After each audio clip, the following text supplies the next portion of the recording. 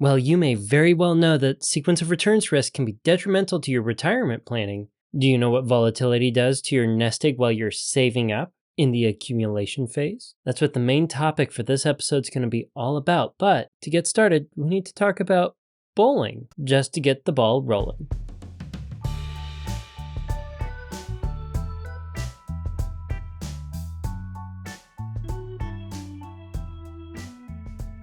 Good morning and welcome to the HopeFilled Financial Podcast. My name is Jay Disberger, your one and only HopeFilled financial coach, and I'm happy that you're here with us today. It's a little known fact about me that I used to bowl competitively, especially when I was in high school and my early years in college. It was actually my freshman year. I went to the National USBC Youth Open. That year it was held in Detroit. And I was in the top, I want to say 12% of bowlers when I finished. I averaged 215 for that particular tournament. I didn't win any particular awards, but it was a lot of fun, and I had established myself pretty well, in my opinion, as a decent youth bowler. Now, I don't bowl that much anymore, but I learned a lot about bowling, especially when it came to the physics behind how a bowling ball works. You see, in bowling, between the first pin and the third pin is an area called the pocket. If you hit it just right, almost regardless of the angle in which you hit it, you're going to get a strike. You just have to hit that right spot. Now, that area is really, really small. It's very difficult to hit it just right.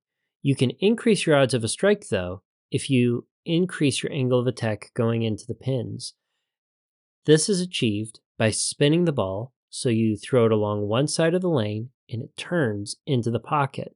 If you have the right angle of attack and the ball's got enough traction and drive behind it, you can widen your target to make it easier to get a strike. You can not only widen your target down at the pins, but you can widen your target on the lane. You see, the lane is covered in oil, and the oil is shaped somewhat like a Christmas tree or a pizza slice. It gets pointier, it gets narrower, closer to the pins. Not at the pins, about 10 to 20 feet away from the pins normally. In the middle of this pizza slice or Christmas tree, the oil is heavier, it's slipperier. Toward the edges of the lane, there's not as much oil, there's more traction. So if you spin the ball and throw it and you miss a little bit to the inside, the ball will get more oil and it'll slide more before turning into the pins, helping you widen your target. And if you miss further to the outside, the ball can get more traction, traverse more laterally perpendicular to the lane, and make it back so it can still hit the pocket. Back when bowling first became popular, they didn't really oil the lanes other than to protect the wood because we had original wooden lanes. And bowling balls didn't have a whole lot of science behind them. They were made of rubber. They were just big round rubber balls with 3 holes in them. There wasn't much to the spinning. You just had to throw the ball straight and hope that it went through the right spot to get a strike. Bowling scores were relatively low on average compared to where they are now. Bowling ball technology and oil machines that lay those pizza-shaped patterns have really improved. Now there are bowling balls that microscopically look more like sandpaper than they do a smooth surface.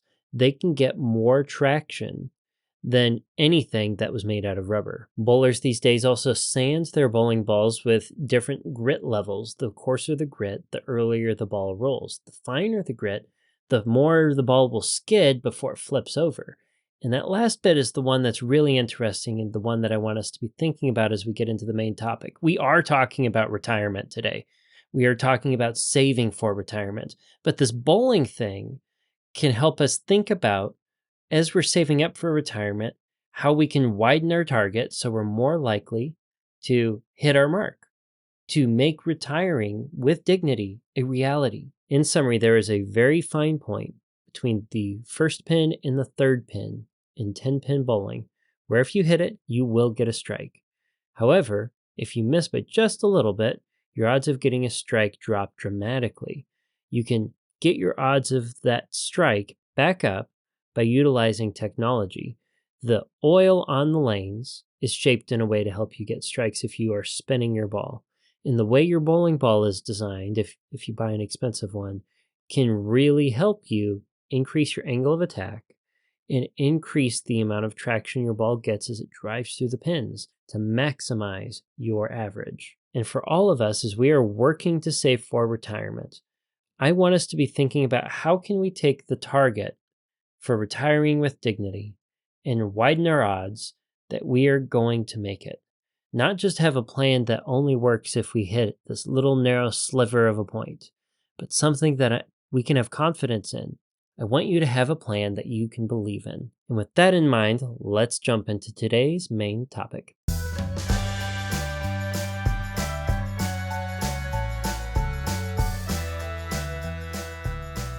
If you've been listening to the HopeFilled Financial Podcast for a while, you know that I like investigating retirement distribution strategies. I believe that it is important to begin our plan with the end in mind, and that we should have confidence and understanding about the relative risks that different retirement distribution strategies introduce to us. If we go with a flat rate or a bucket strategy, as I talked about last week, or a retirement guardrail strategy, I want you to know, is this going to be a good way for me to protect my retirement goals? And everybody is going to have a plan that best fits their needs, best fits their goals. What works for you may not work well for your neighbor. There is no one size fits all strategy that is the end all be all for retirement planning. However, I think we can all agree that we need to engage with some sort of investing plan during the accumulation phase of our life, so that we can have a proper nest egg. And you can't think of the accumulation phase as being the opposite of the distribution phase. In the distribution phase, we're living off of money. And in the accumulation phase, we're putting money into the investments. The behavior mathematically may very well be flipped or reverse of the opposite season in many ways. One question that you all have had, especially back on the Dave Ramsey 8% stuff, is, does sequence of returns risk, does market volatility impact me, impact you in the accumulation phase positively or negatively? We know that sequence of returns risk is an obstacle that we need to overcome with our retirement distribution strategy. It's why different retirement distribution strategies are a hot topic. Sequence of returns risk is a big reason why it can be dangerous to go into retirement blindly without a distribution plan that we understand. But the accumulation phase is the opposite of the distribution phase. So if volatility, sequence of returns risk, is a detriment, an obstacle to overcome in retirement, is it something that can mathematically help us during the accumulation phase?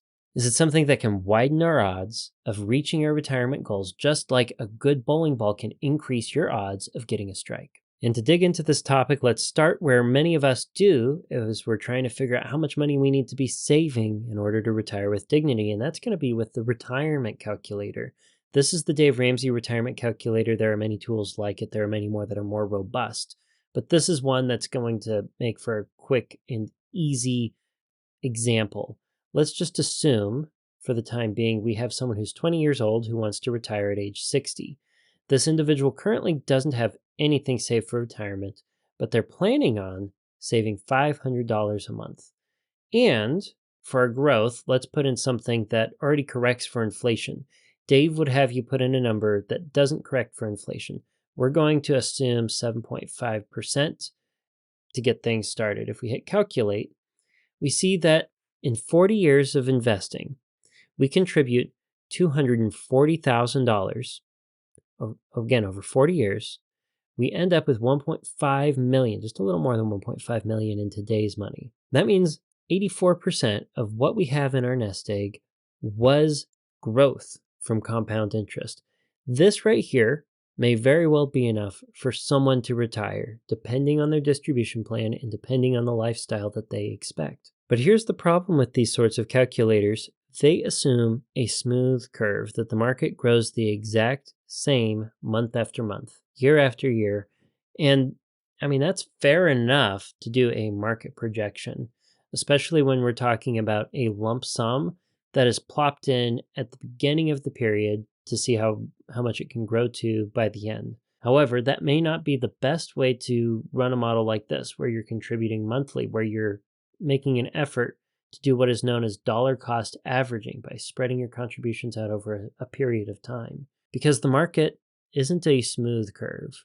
It goes up and down.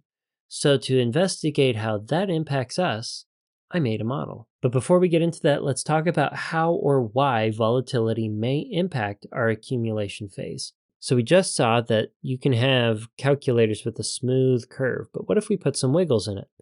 What if about 2/3 of the time the market is up compared to where the smooth curve would be, and the other third of the time it's down by an equal amount?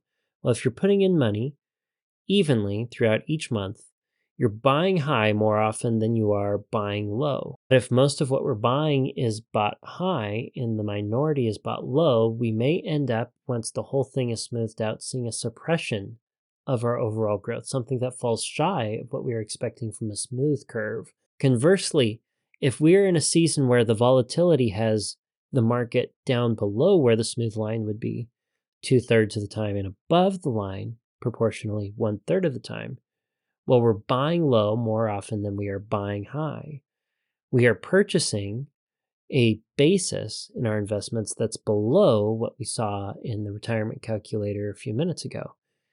If this is the case, then volatility is helping us boost our return by basically giving us a sale, giving us a deal more months than it's giving us a premium.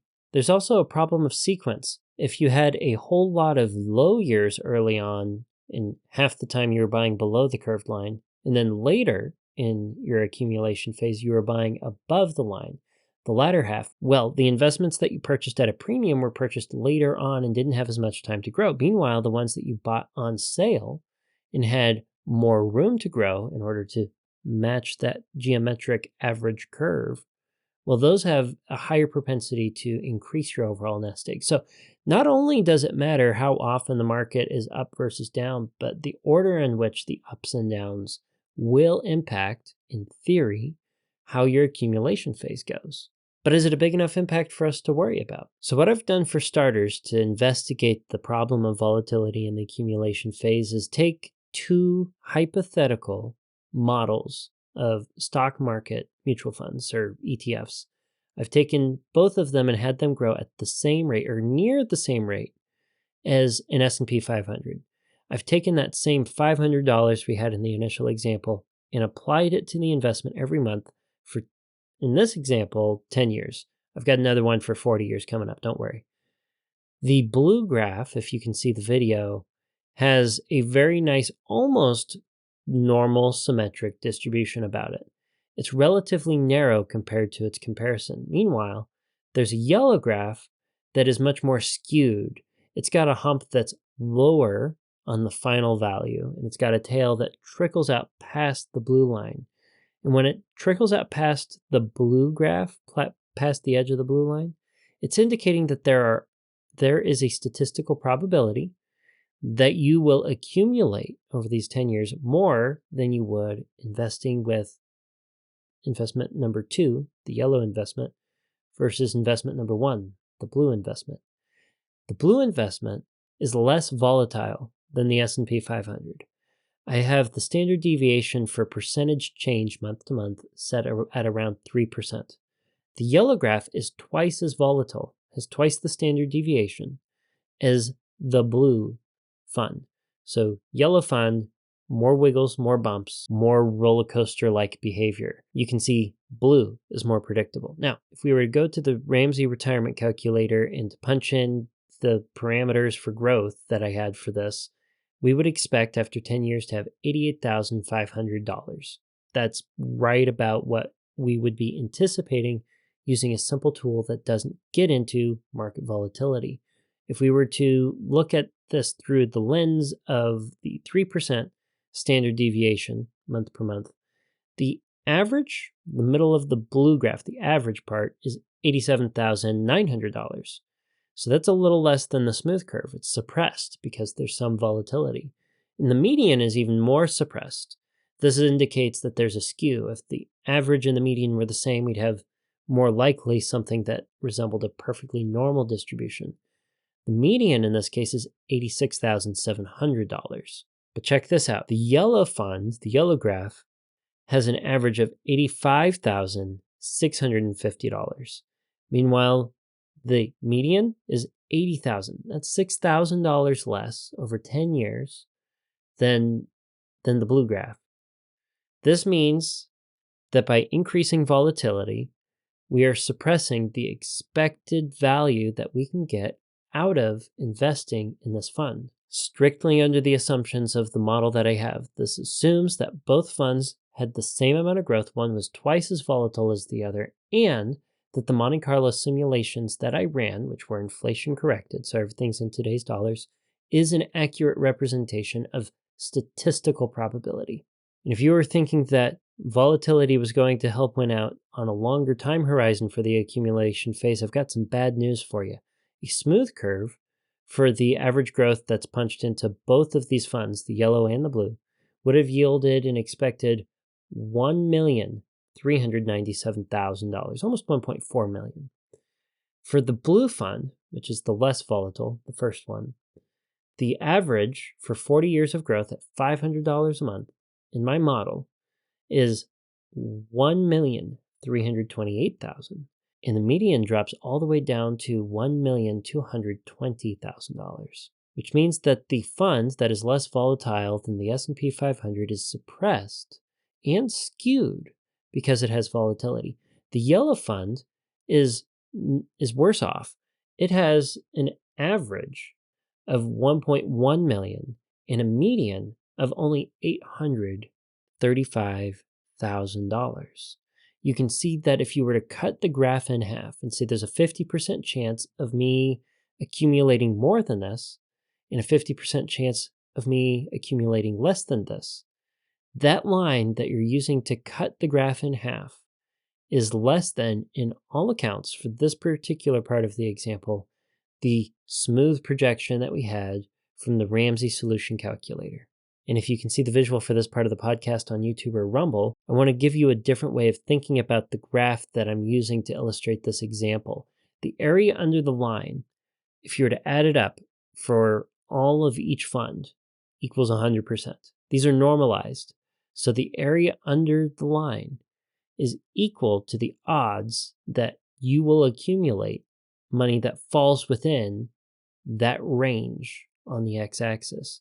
You can see that the area on the yellow graph, the more volatile fund, is massive to the left of the blue graph in its entirety. If you were to add up all of the area underneath the section that falls short of the blue curve, you'd find that it equals about 30%. That means if you pick the yellow fund that's more volatile, but has the same average growth as the blue fund, again, both have the same growth, you have a 30% chance of accumulating less than any amount that's possible going with the blue. Well, this makes volatility look like it's a real bad deal that narrows our target. It makes it harder to reach our goals for retirement. But wait, you might say, there's that little bit of tail on the yellow graph that goes past everything in the blue. You see, the blue is more narrow.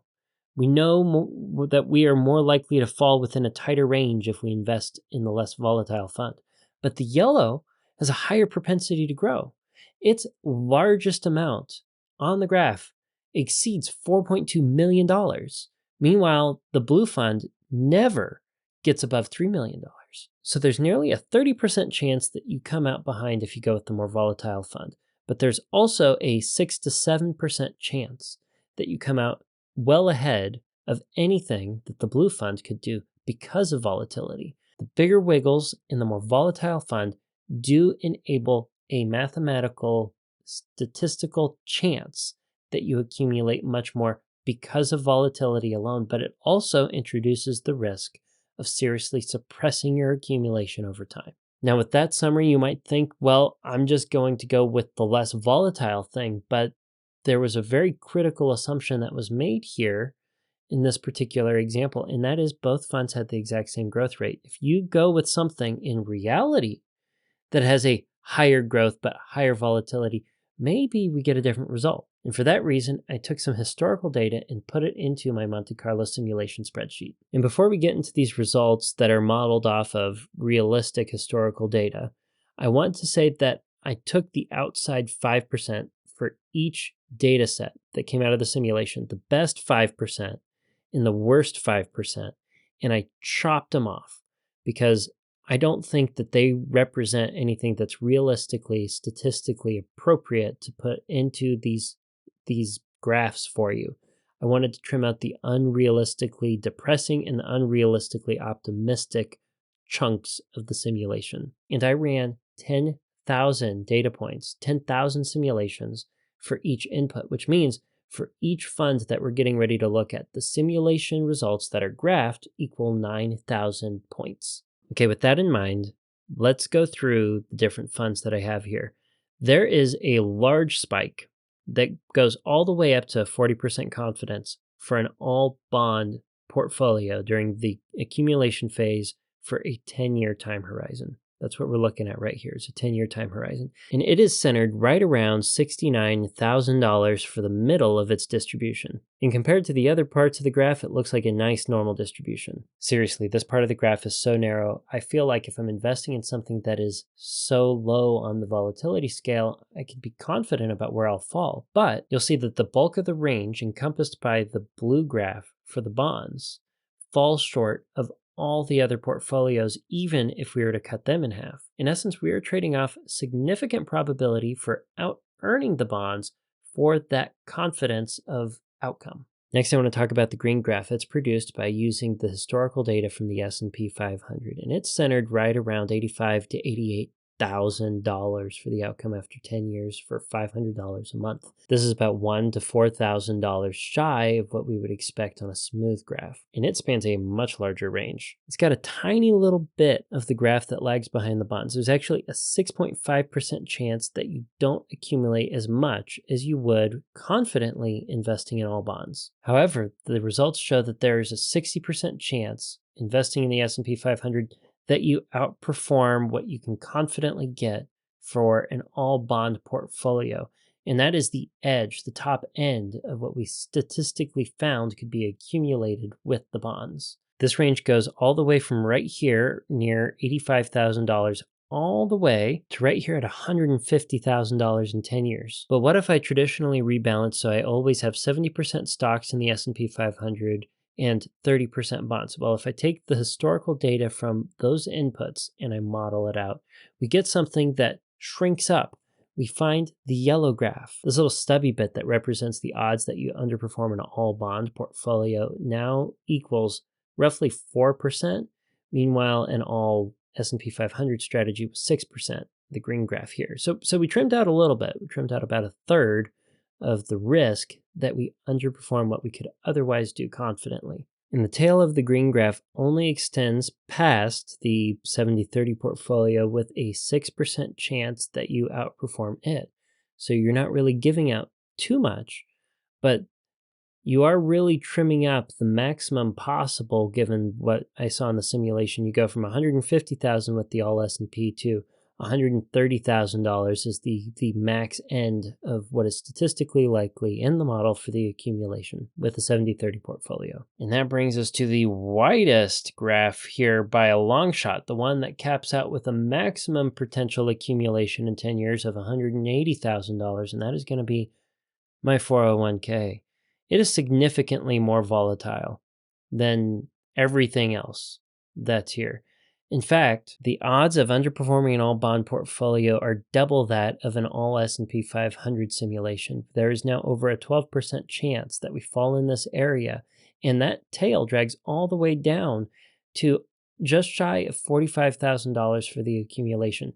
That means that volatility can significantly increase your risk of underperforming what you could have otherwise done. Even if it is only 12%, there's risk here, but there's still a nearly 60% chance under the red curve that is entirely past the all bond portfolio. There's a 15% chance that we make it past the 70-30 portfolio, and though it may still be small, there's still a 6.7% chance that we outperform an S&P 500 and get past the $150,000 accumulation point for 10 years. For those of you who are extra visual and go to find the video on YouTube or Rumble, this is the same graph just trimmed up so that the y-axis range is cutting off the all bond graph.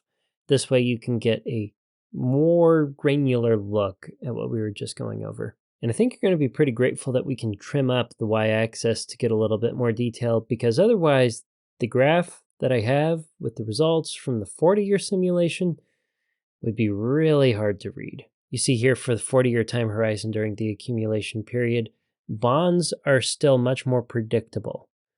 Because they don't have near as much volatility, they can be predicted with much more confidence.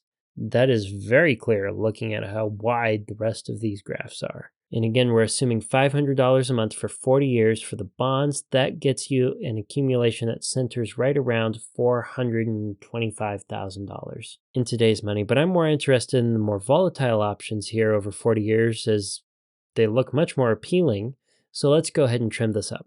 That is much better. That's easier to read. We can see that if we go with a 100% stock portfolio, we've got the green graph again, and the vast majority of it exceeds the edge of the bond portfolio. You can see that an accumulation portfolio with a stock bond mix, again going with 70% bonds, 30% stocks, has a higher confidence that you fall right here in the average or the center of the graph.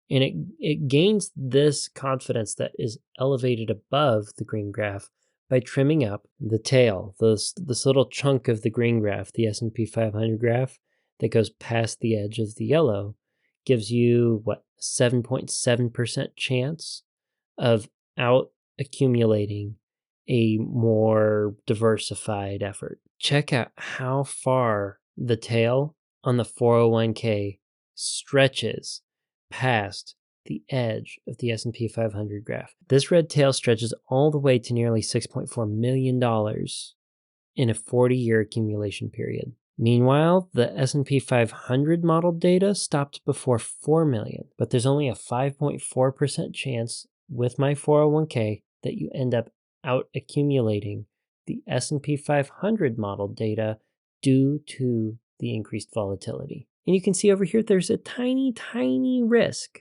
that you end up under accumulating an all bond portfolio, which means that there's a higher propensity for reward and a trade-off for increased risk that exists even if it's minute.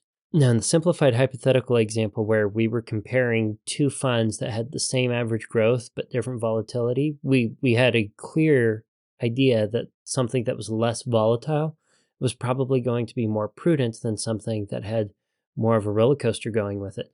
However, as we go up in volatility here, we do see that the center of the statistical graph, not just the smooth curve, but the center of the statistical graph here moves further and further for higher accumulation. Again, the centering is where you chop it in half and say, I have a 50% chance of out earning this number and a 50% chance of under earning this number. For the bonds, that was centered right around, let's say, $422,000. For the 70% stock, 30% bonds, that was centered just shy of $1 million at $979,000. For the all stock portfolio, the S&P 500, that was a $1.1 million median centering of the graph. And for this big red one, my 401k data, that model centered at $1.2 million, meaning that there is a reward in the hypothetical models that we have here for taking on more risk, less certainty as volatility increases. Now, that's not necessarily to say that it's strictly due to the volatility. There are other factors here. The increase in growth is something that cannot be ignored. But here's the thing I want to highlight. Average growth is not always going to be an indicator of what is best for you. Sometimes we need something that has more confidence. Sometimes we need something that doesn't have the wild uncertainty that high volatility comes with. And I've always said that volatility is not always equal to risk. I think this both illustrates that while also showing why volatility is often associated directly as being synonymous with risk. Truly, I think this example highlights why it's important to have a risk correction factor that is tied to volatility so that you can compare growths apples to apples.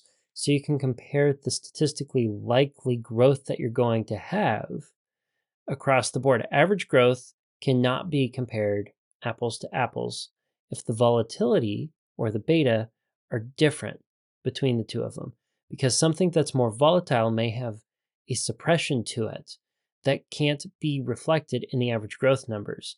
The average growth might look awesome, but you're not going to get the kind of granularity or understanding you do looking at a hypothetical educational example like this. Speaking of, this is not investment advice here. This is for educational purposes only. Please refer to the disclaimer in the description. The thing that I'm taking away from this is that I'm going to be paying more attention with my funds when I go through and balance them here in 2025. I reevaluate where my retirement funds are every 5 years.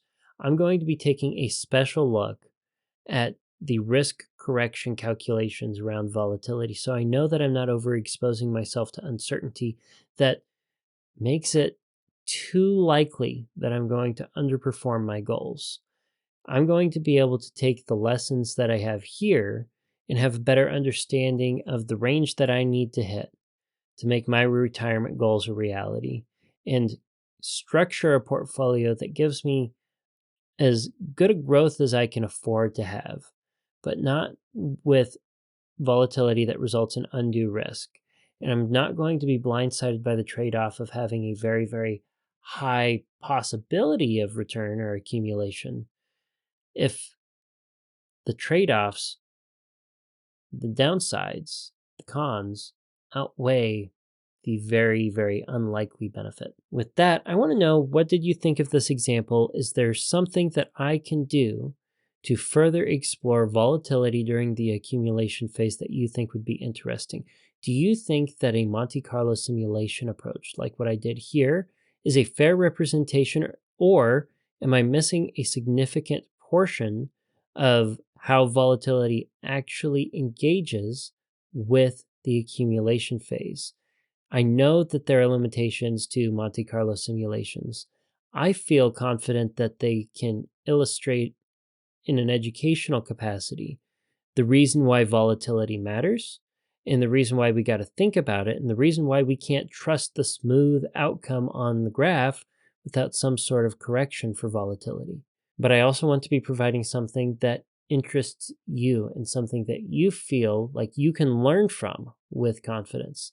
And with that, until next week, until next Tuesday, budget bravely and enjoy your hope-filled financial future.